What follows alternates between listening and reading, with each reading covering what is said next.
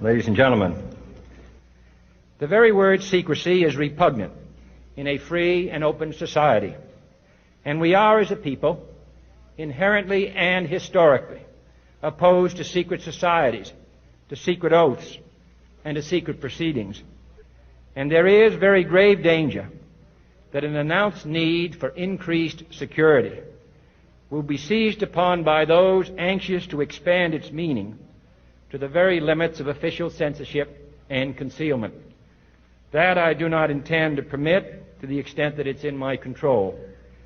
And no official of my administration, whether his rank is high or low, civilian or military, should interpret my words here tonight as an excuse to censor the news, to stifle dissent, to cover up our mistakes, or to withhold from the press and the public the facts they deserve to know.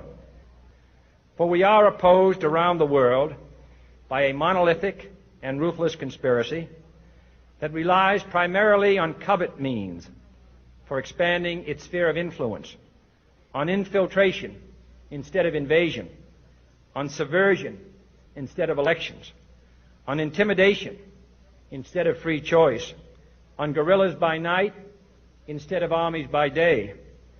It is a system which has conscripted vast human and material resources into the building of a tightly knit, highly efficient machine that combines military, diplomatic, intelligence, economic, scientific, and political operations.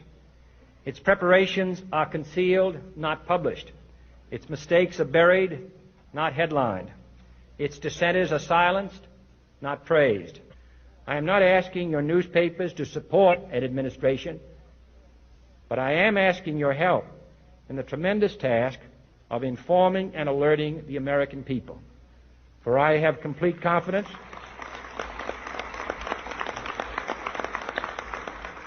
in the response and dedication of our citizens whenever they are fully informed.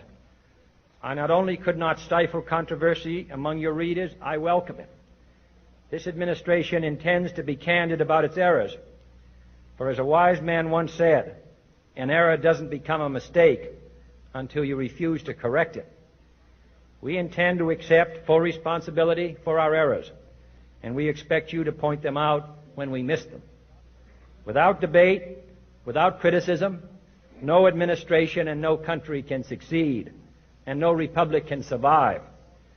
That is why the Athenian lawmaker Solon decreed it a crime for any citizen to shrink from controversy.